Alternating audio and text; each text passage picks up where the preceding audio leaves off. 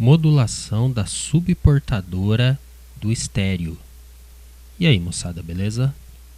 Dando continuidade ao vídeo anterior, onde eu tratei o assunto da criação do sinal soma e do sinal subtração dos dois canais do estéreo, você pode assistir o vídeo. Se não assistiu ainda, eu recomendo que assista. O card está aqui em cima e o link logo abaixo na descrição do vídeo. No vídeo de hoje, nós vamos falar sobre a modulação da subportadora. Novamente, nos processos modernos, onde eu tenho um modulador digital, a coisa acontece até a nível de microcontrolador, portanto fica mais escondida, mais difícil de nós vermos qual é o fundamento por trás. Então, novamente nesse vídeo, eu vou tratar apenas os fundamentos e com os princípios analógicos mais antigos. O canal da subportadora é o seguinte: uma frequência de 38 kHz é a moduladora, onde o sinal diferença acaba modulando ela em amplitude, só que ela não é modulada da mesma forma que em ondas médias, em amplitude modulada, onde a portadora está sempre presente. Nesse caso, eu tenho somente as bandas laterais. Falando de uma outra maneira, no caso da subportadora de 38 kHz, ela só existe quando tiver sinal. O sinal, quando não está presente, a portadora também não está. Isso economiza potência na transmissão, só que complica um pouco o receptor. Por isso ela não foi usada na modalidade de amplitude modulada nos rádios para não complicar os receptores. Por outro lado, como nós temos um receptor estéreo com dois amplificadores e um decodificador já de certa forma complexo, então não fez muita diferença. Portanto, a subportadora é feita dessa maneira. Vejamos como isso acontece, a modulação, através de um modulador muito simples de entender, que é esse modulador em anel com diodos. Veja nesse circuito que os 4 diodos não estão montados como uma ponte retificadora. Todos eles, o catodo de um no anodo do outro, formando realmente um anel, por isso o nome dele. Tem um transformador de entrada de sinal à esquerda, o transformador da saída modulada à direita e embaixo a entrada de modulação. Vejamos agora o que acontece quando nós colocamos cada um desses sinais em particular de forma separada nele. Se eu injetar apenas o sinal nessa ponte, vai acontecer o seguinte: quando eu tiver com o semiciclo positivo ou positivo em cima, D1 e D2 conduzem, fechando o circuito no transformador 1. E com isso não vai nada até o 2. Quando o meu semiciclo estiver negativo, ou seja, com o positivo para baixo, quem conduz são D3 e D4, fechando o circuito no transformador do mesmo jeito e não chega nada até o transformador 2. Portanto, se eu tiver sinal sem subportadora, nada de saída modulada do outro lado.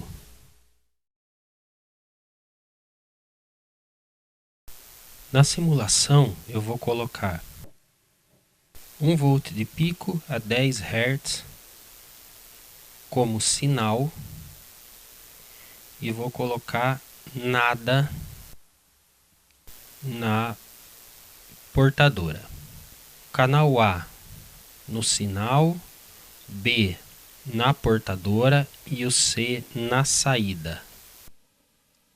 E você vê que tem sinal, não tem portadora, não tem saída. E se eu colocar apenas a portadora? Veja só, supondo que ela está com o positivo à esquerda, a corrente entra até o centro do transformador 1, aí ela se divide nos dois sentidos. Ela segue através dos diodos D1 e D3 e atinge o transformador 2 pelos extremos, o que por consequência vai produzir correntes opostas no primário desse transformador. E quando eu tenho correntes iguais e no sentido oposto, não existe geração de campo magnético, porque um campo cancela o outro. E, portanto, nesse transformador 2, que é o de saída, eu não tenho geração de sinal nenhum do outro lado. Então, da mesma forma como quando eu tenho só sinal, se eu tiver apenas a modulação, também eu não tenho nada de saída desse modulador. Novamente aqui na simulação, agora eu não vou colocar nenhum sinal e vou colocar modulação. Simulando, eu tenho nada de sinal, tenho a portadora, mas não tenho nenhum sinal modulado na saída. Juntando os dois sinais agora, o que acontece? Supondo que o sinal está com o positivo em cima, conforme o esquemático, e eu coloco a modulação com o positivo à esquerda. Dessa forma, a corrente elétrica flui até o centro do transformador 1 e segue no sentido das pontas, saindo desse transformador. A corrente vai até o anel, passa através de D1 e de D3. Veja o sentido das setas, daqui a pouco eu vou entrar nesse detalhe. A corrente continua o seu caminho, entra pelos extremos do transformador 2, segue de fora para dentro nessa peça e retorna até a fonte da modulação. Muito bem, agora que vem o detalhe. A corrente do transformador 1, veja só, em azul está a modulação e em vermelho o sinal. O lado de cima desse transformador, as duas correntes estão no mesmo sentido, portanto elas se somam. Na metade de baixo do transformador, os sentidos são opostos e elas se subtraem.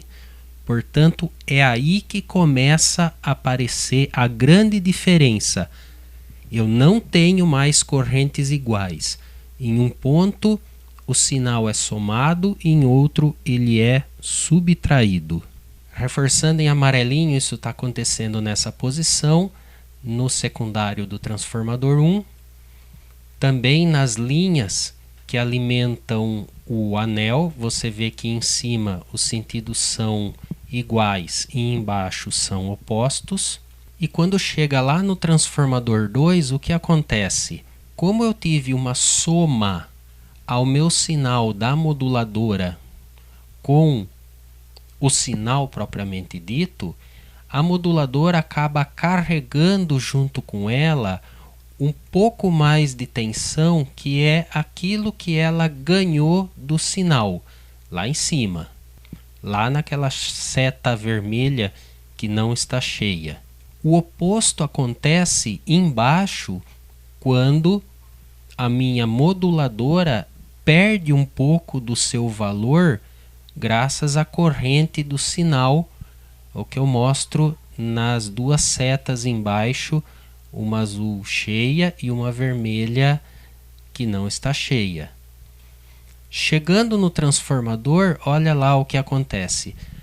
O lado de cima dele teve a corrente da moduladora reforçada pelo sinal e o lado de baixo teve a corrente da moduladora subtraído do sinal. Isso desequilibra os campos magnéticos do transformador e, portanto, ele passa a gerar um valor de tensão na saída. E é assim que funciona o modulador em anel. Se no momento em que a moduladora está em zero, não tem saída. Se não tiver sinal, não tem saída.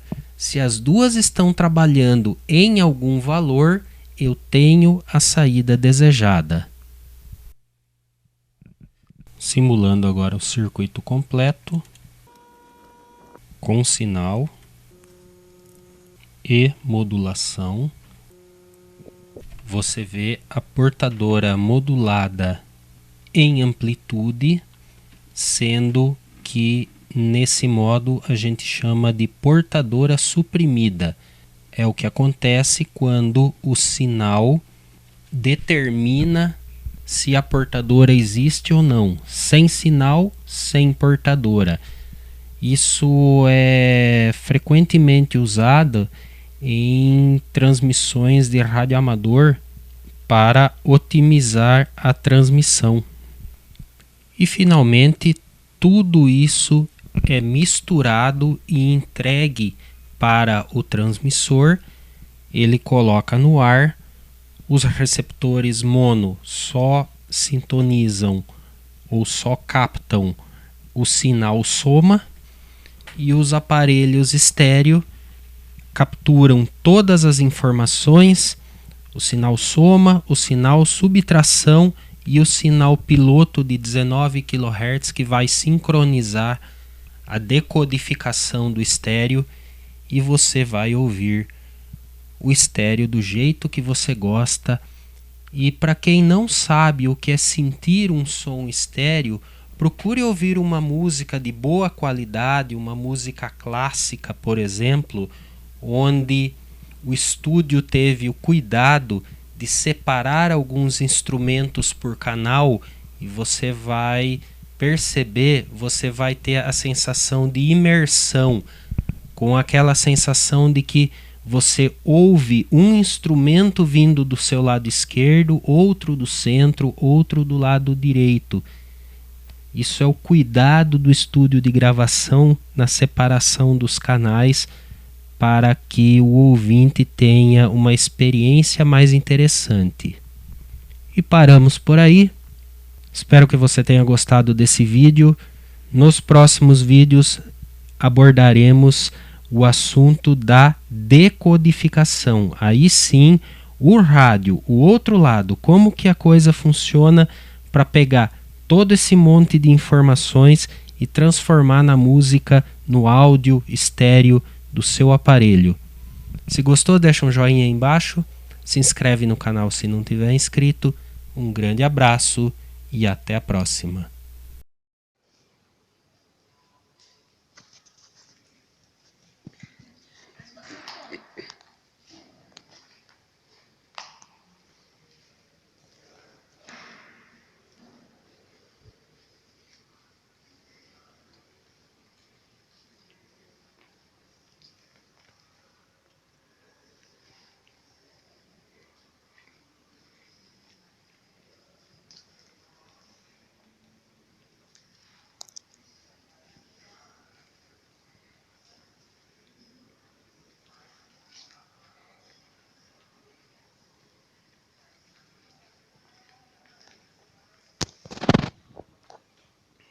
Segurança total para quem anda aqui.